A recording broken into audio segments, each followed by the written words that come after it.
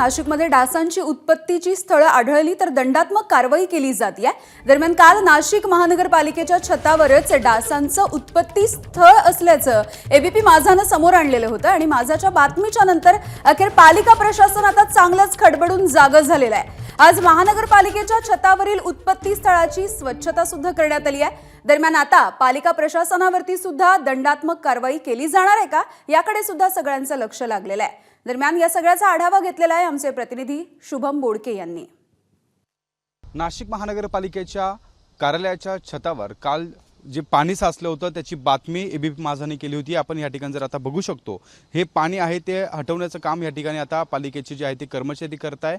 या ठिकाणी साचलेलं पाणी या ठिकाणी या जे होतं ते दूषित पाणी या ठिकाणी आपल्याला पाहायला मिळालं होतं आणि त्या ठिकाणी डासांची उत्पत्ती स्थळं देखील या ठिकाणी तयार होत होते।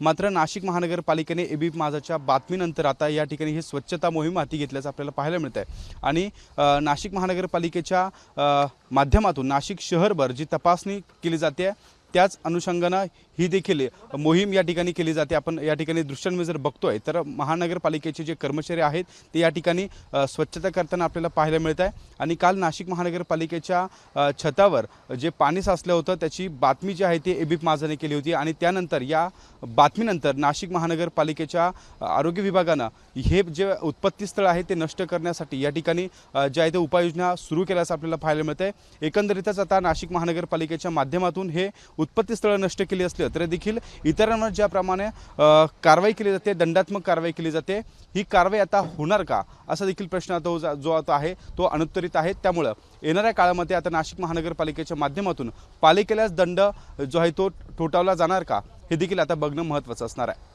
कॅमेरामन किरण कटारेसह शुभम बोडके, एबीपी माझा, नाशिक। एबीपी माझा, उघडा डोळे बघा नीट।